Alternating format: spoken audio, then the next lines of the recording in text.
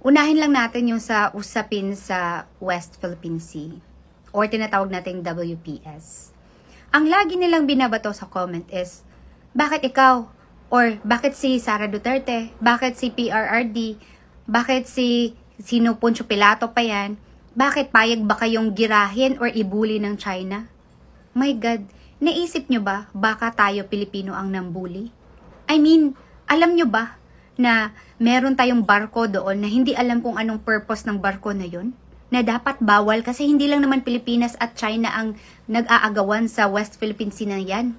Meron pang ibang bansa. 'Di ba? Tapos, iniisip nila binubuli yung Pilipinas. Bakit kaya, baliktarin kaya natin? Baka kamo, akala din ng mga Chinese sila yung binubuli ng Pilipinas. Kasi isipin mo, inaalaw ang mga trying to get that West Philippine Sea, yung talagang umaangkin dyan, inaalaw lang is yung mga pagkain, 'di ba? Pero, napag-alaman na may daladalang pang-construction, para ano yun? 'Di ba, iniisip ba yan ng mga kumukontra ngayon sa Duterte, sa China, at saka sa SMNA? Tapos, alam mo yun, pag sinabi mo na may point ka, sasabihin nila, oh, ikaw na ang gumera sa Pilipinas. Alam yung mga argumentong pambata na alam mo, asan ba yung utak ng mga taong ito? Talagang meron ba ito sa matinong pag-iisip? Kasi parang puro drama at pabebe at pabiktim lang ang alam. Alam nyo, hindi tayo under sa China. During Tatay Digong administration, hindi tayo under sa China. Si Tatay Digong is nakipag-negotiate lang both sides for good terms. Yun po ang ibig sabihin noon. Hindi po tayo under sa China. Pero kung patuloy na maghahamon si BBM sa China, yan na talagang tinatawag na under tayo ng China. Dahil bakit? Uulanin lang tayo dito ng mga missile. No? Hindi yan pinaramdam ng China na under tayo ng China. Ang China ay tumulong sa ekonomiya ng Pilipinas. Ang number one investor dito sa Pilipinas ay mga Chinese community, kung hindi kayo mga bangag at bulag. Ang China ang malaking asset na investor dito sa Pilipinas. Ngayon kung ang mga Chinese community magsialisan dito sa Pilipinas, ano na lang ang mangyayari sa ekonomiya natin? Mas lalo tayong babagsak.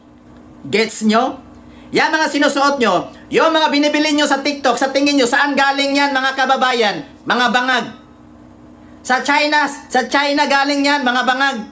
Lahat na nabili nyo yung cosmetic dito, mga equipment sa pamamahay, at ano pa dyan, mga damit, galing China yan. Di ba nakakahiya naman sa balat nyo na sabihin natin na under 10 ng China? No. Hindi yan pinaparamdam ng mga Chinese community sa atin. Although may mga makaliwang grupo sa mga China na panig dito sa mga dilawan na naghasik ng dilim dito sa ating bayan, no? Like for example noon mga pulburon, di ba? So, yun. Lahat ng yon napigilan yun ni Tatay Digong. No? Nahuli yun. Kitang-kita sa entrapment operation. At kitang-kita natin yung realidad, yung authenticity ng kanilang operation. Unlike dito, bigla na lang, no? Sa checkpoint pa, nahuli. Di wow. Mga kababayan, hindi po ako makapaniwala na meron tayong kapwa Pilipino or kababayan na talagang tila ginagaslight po tayo at tila pumapanig, nagiging tagapagtanggol po ng China. Evident naman po dun sa mga sinabi nila. Dinig na dinig nyo po yung mga sinabi nila. Pwede nyo balikan yung mga videos. At sa tingin ko po, padami po sila ng padami. Padami ng padami yung ating mga kababayan na nagkakalat po ng mga pro-China narrative at talaga pong nilalabanan ang kapwa nila Pilipino na naninindigan sa ating karapatan, sa ating mga teritoryo, soberanya at exclusive economic zones sa West Philippine Sea or sa iba pang parte ng ating mga karagatan. Tila kapwa po natin mga Pilipino ang dumidepensa at nag-justify ng mga mali at illegal na ginagawa ng China sa ating West Philippine Sea. Hindi po ba nakakasama ng loob at kung minsan nakakapikon or nakakagalit na marinig mo pa sa kapwa mo Pilipino ang mga ganong salita? Salita na tila ginagaslight po tayo, sinisisi pa po tayo. Kung matatandaan niyo po, ang sabi po ni ate yung unang nagsalita. Ang sabi niya, non-verbatim, sabi niya, naisip niyo ba na parang tayong mga Pilipino ang nambubuli?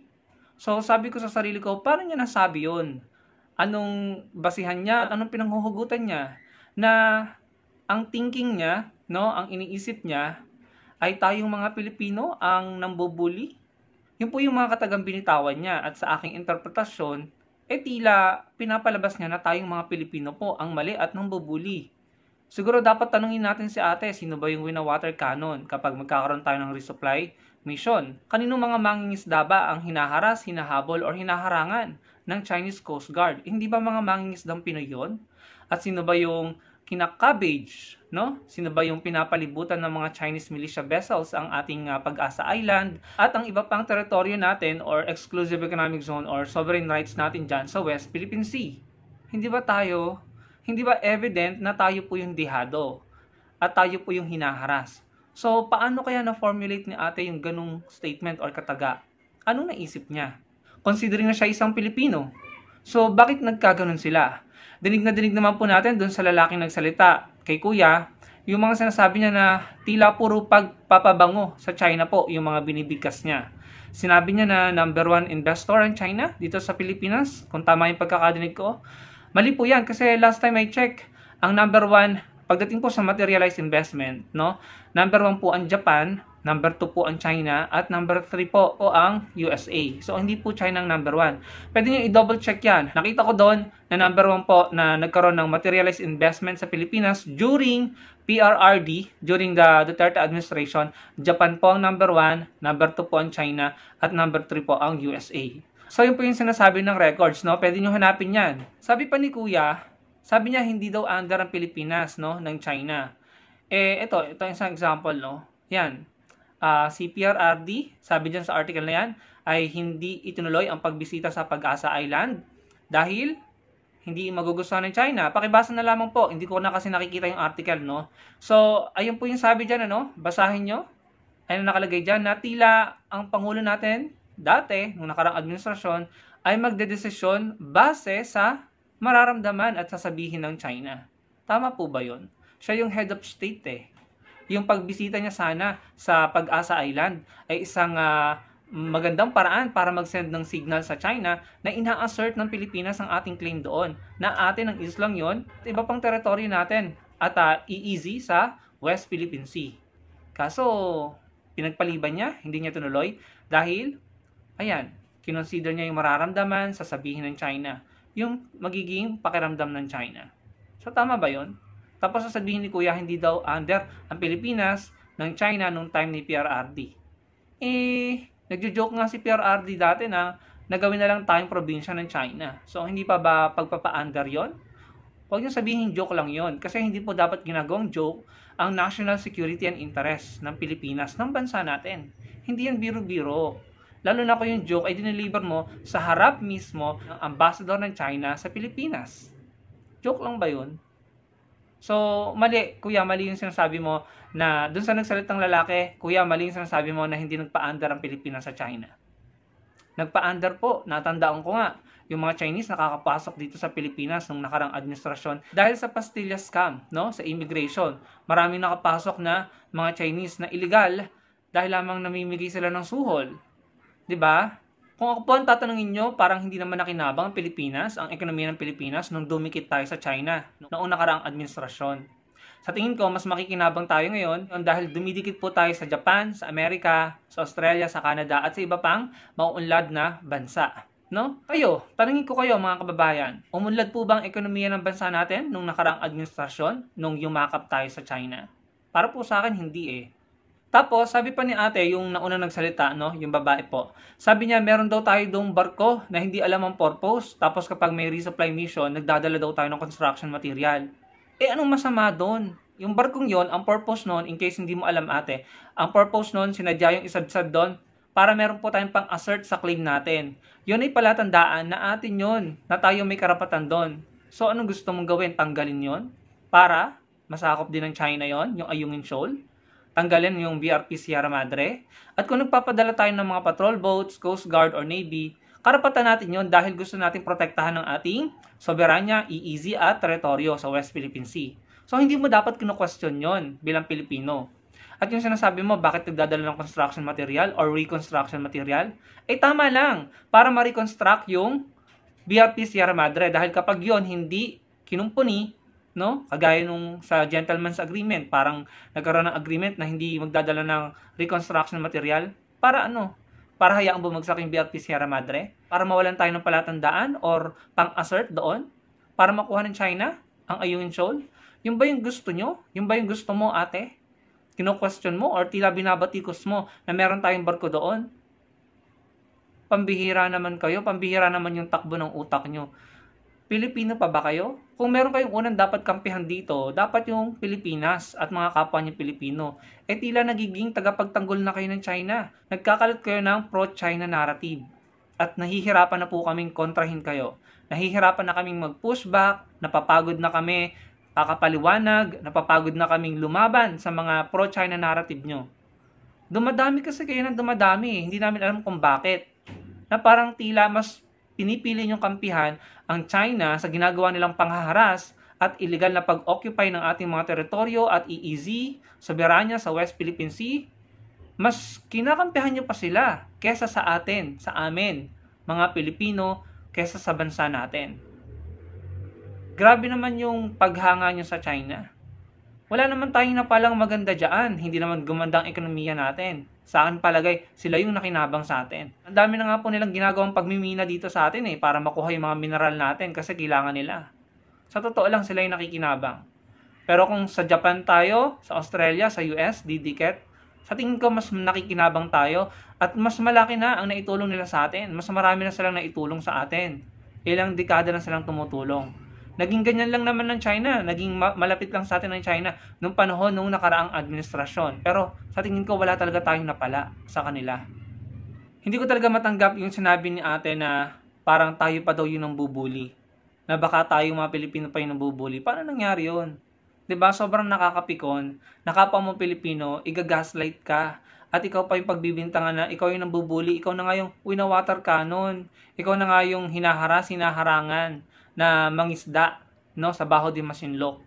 Pero para sa kanya, bilang Pilipino siya, kapwa pa niya Pilipino ang may kasalanan. Yun po yung pagkakaintindi ko sa sinabi niya. Paano nangyari yun? Bakit sila humantong sa ganyan?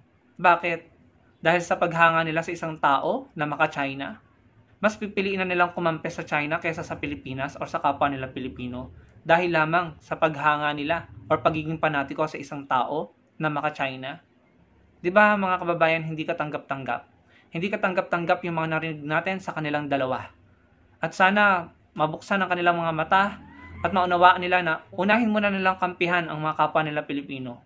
Kaya alam niyo mga kababayan, kahit imposibleng iwasan ang mga made in China products, ako religiously, talagang literal na tinitignan ko yung mga anong nakalagay doon, yung mga label ng mga produktong binibili ko. Hindi na ako umu-order sa TikTok, no? Pumupunta ako sa mga grocery, pagbibili ako, tinitignan ko kung made in China at hindi ko talaga maiwasang bilhin yon. Sinisigurado ko na every time akong mamamalengke or bibili ng mga kailangan ko sa grocery, sinisigurado ko na makakabili rin ako ng made in the Philippines or produkto ng Pilipinas, no? So, yun na lang, para matulungan natin ang ating mga kapwa Pilipino na nagnenegosyo, matulungan natin ang negosyo nila. Kung hindi natin kayang iwasang bumili ng made in China, bumili rin tayo ng made in the Philippines or produkto ng mga Pilipino, no? Until such time na makayanan na nating iwasan na bumili ng made in China. Sobrang nakakasama lang ng loob na marinig sa kanilang dalawa na tila tayo pa yung sinisisi.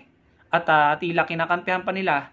Hindi na tila no? Parang literal na kinakampihan nila at gina-justify at dinedepensahan nila ang China laban sa ating mga Pilipino. Nakakasama ng loob dahil mga Pilipino rin sila.